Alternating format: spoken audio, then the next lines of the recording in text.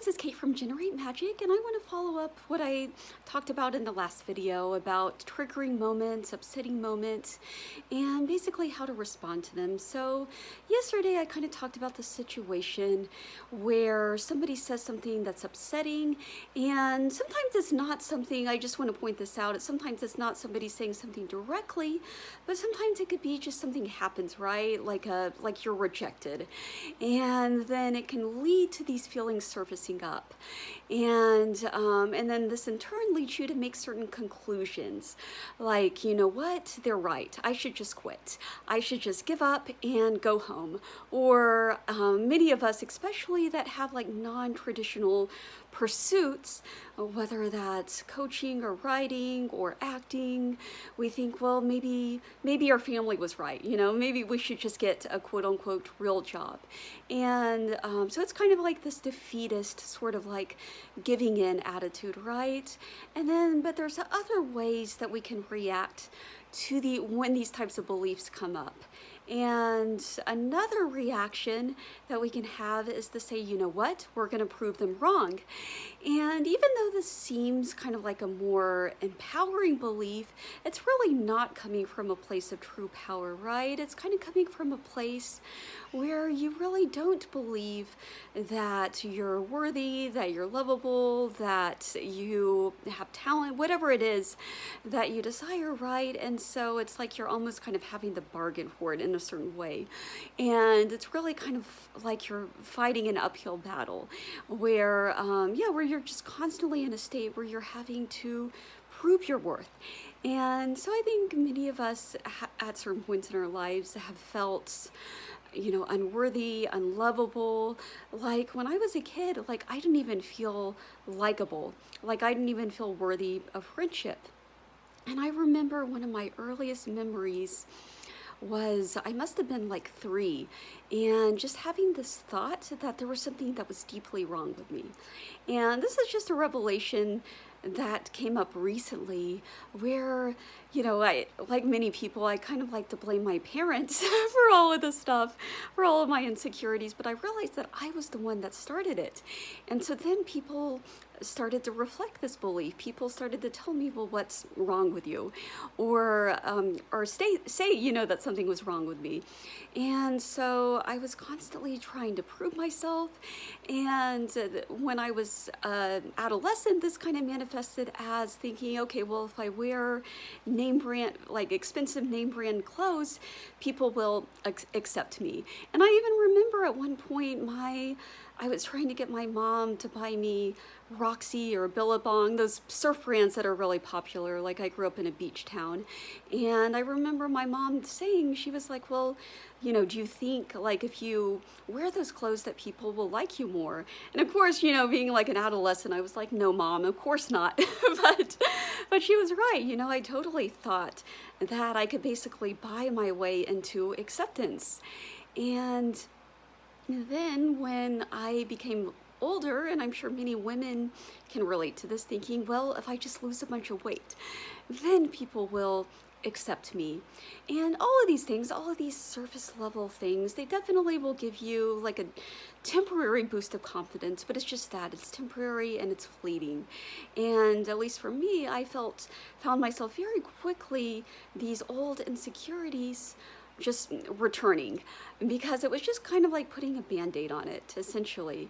And so then I felt, at a certain point, I found that a person that I was deeply felt in love with at the time, that he seemed to be reciprocating this love.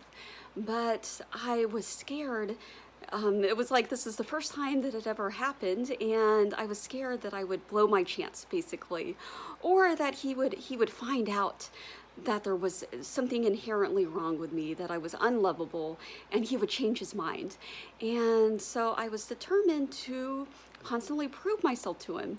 And so this manifested in the form of me being the resource, basically, the sole provider.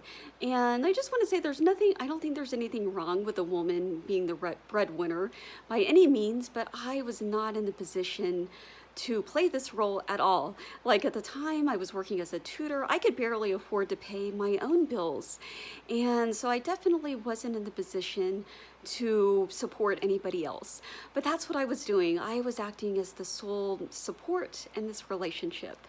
And on top of that, I thought he was engaging in a lot of behavior, like having all these breakdowns and yelling at me. And I thought, well, if I just endure it's kind of like an episode of Survivor, right? Like if I just endure all these terrible circumstances, it's kind of like I'll be the last woman standing, and I'll prove myself to him just how worthy and capable I am of his love. And a lot of times he would talk about his past relationships, and at least from his description, it sounded like all of these relationships were pretty tumultuous, and they tended to all kind of like crash and burn pretty quickly. And so I almost kind of like prided myself on the fact that our relationship had lasted as long as it had. But looking back on it, I realized that it was not something to be proud of. It was more like all these other women, probably just didn't put up with his crap as long as I did. And so, so it's always kind of in this position, right, where you feel like you're not inherently lovable, you're not inherently worthy, so you have to bargain for it.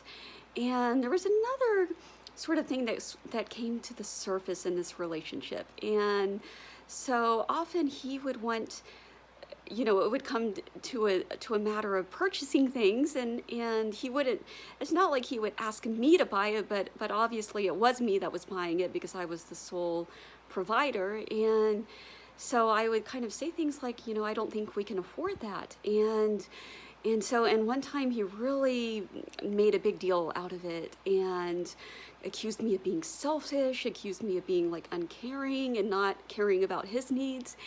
And I really took it to heart. And I realize now, I didn't realize it at the time, but I realize now it was kind of bringing up this old childhood belief that I had because I was an only child. And so I thought because I was an only child, somehow that meant I was inherently selfish. And other things too, when you're younger, you kind of like, you don't really have the discernment to really judge it, for what it is. And so there was a memory of going to an art museum with one of my friends, like somebody that I really admired and somebody that I really looked up to. She was a really popular, charismatic girl, and I really wanted to be like her. And so I remember going to this art museum with her, and when you walk into the door of the museum, there's somebody that offers you peppermints, basically. And so I took one, and then she said to me, well, of course you would take one, wouldn't you? And she said it just with this tone of like judgment and condemnation. And again, it just always like stuck with me. Like I was 11 and I still remember it today. And so I think somehow in my mind, I interpreted it basically just like I was this bad, like selfish person. And but of course when my partner, called me these things, at the time, I was just kind of living unconsciously. I didn't have the level of awareness that I have now, and I was just in this knee-jerk reaction mode. And so I was like, okay, well, I'm going, and I had felt, again, unconsciously, but I had felt like a lot of shame and even hatred towards myself for feeling like I was this bad, selfish person and wanting to do whatever it took to get rid of that feeling. And so I was like, okay, well, I'm going to prove to him that I'm not selfish. And so just kind of enduring, all his breakdowns and again, he wasn't physically abusive, but definitely like emotionally and verbally, and kind of seeing myself like some martyr and seeing, okay, well, I'm such a good, compassionate, selfless person, for staying with him and seeing through, all of these things, for so long. And, afterwards he would always kind of come back to me and he would say that wasn't the real me. And it wasn't, but because I was kind of playing this martyr role, I felt like it was kind of my role to endure all of this and also just to be a human ATM machine, essentially. And after like a couple of conflicts over purchasing, it got to the point where I wouldn't even question it. I would just give him my credit card and just be like, fine, whatever, just buy whatever you want. I would see in the credit card statements each month how much money he was spending, like on alcohol, on kratom, on his shoe collection, and just how little money we had left over at the end of each month. And sometimes I would feel really anxious about it, just wondering, how I was going to pay my bills, how I was, but because kind of I was in this state, where I was feeling so determined to prove myself, I didn't say anything. And so this isn't about him at all. This is about me, and this is about me being, well, for one, kind of being in this victim state, but also not fully like acknowledging, even to myself really, because I just wasn't aware of it, how much I was taking on all these feelings of being selfish, of being a bad person, of being unworthy of love, and punishing myself because of it. And so it was not a good situation. And so how do you know that you truly are these things, right? Like, how do you know that you truly do believe that you're worthy, that you're lovable, that you are a compassionate and giving person? And the way that you know is that when people say things to you, when people lash out to you and say things like, oh, you're so selfish, you're so terrible, you're so unlovable, or, they act in ways that would imply that, you are completely imperturbable. So this kind of goes back to yesterday, right? And it's never about the situation, it's how you respond to it both internally and externally, right? And knowing the truth, right? Knowing the truth beneath all of that, and knowing that no, that's not who I truly am, that's bogus, essentially. And it would be kind of like if somebody called you by a different name, right? And you wouldn't even respond to it. If anything, you would just be confused by it. And so in the same way, if somebody says, oh, you're selfish or terrible, you wouldn't even respond to it because it's not true. So there's no need to respond to it, right? There's no need to try to bend over backwards and prove the person wrong because you know the truth. And so once I realized it, and the first step is basically just realizing, okay, I don't have to believe these things anymore. I don't have to believe that I'm unlovable, that I'm unworthy, that I'm bad, that I'm selfish, and I don't have to continue punishing myself. And so that's always the first step. It's just kind of recognizing that you don't have to believe these things anymore, right? That this doesn't have to be your truth, that this doesn't have to be your reality or your experience anymore, that you're not a prisoner. And so that's, I think, the first level of awareness, that there's another way. And you don't even have to know exactly what that other way is. You don't have to know the answer, but just being open to another possibility. And once I became open to other possibilities, like, let me tell you, my life just improved 100%. And again, I've said before, I don't really like to talk so much about personal things that involve people that are currently in my life. But yeah, I just want to say that my relationship now is so, not only, I guess the last relationship and really all my prior relationships, they did set the bar pretty low, but it's really kind of above and beyond anything I ever could have expected was possible for me. And I remember even just the very first trip that we went on, just kind of thinking, like, at the end of the trip, I was like, wow, we had like a good time. It was like good conversation. There was no fighting. There was no tension.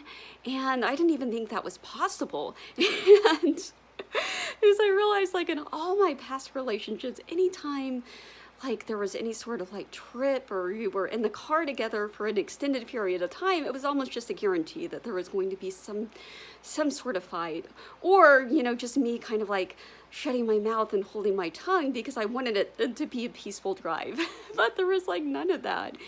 And the whole thing, and even like now kind of dealing with a lot of things that come, yeah, with living in the jungle, you know, like no AC and mosquitoes and these other bugs called no-see-ums and all sorts of not ideal circumstances, basically, and occupying a tiny space. And it's just been fantastic the whole time, and I never would have imagined this was possible.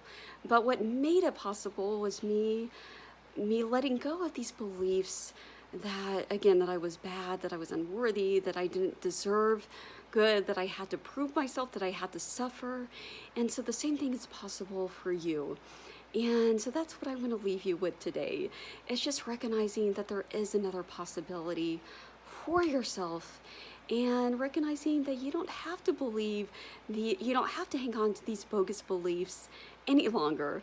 So with that, thank you so much for watching, and have a wonderful day.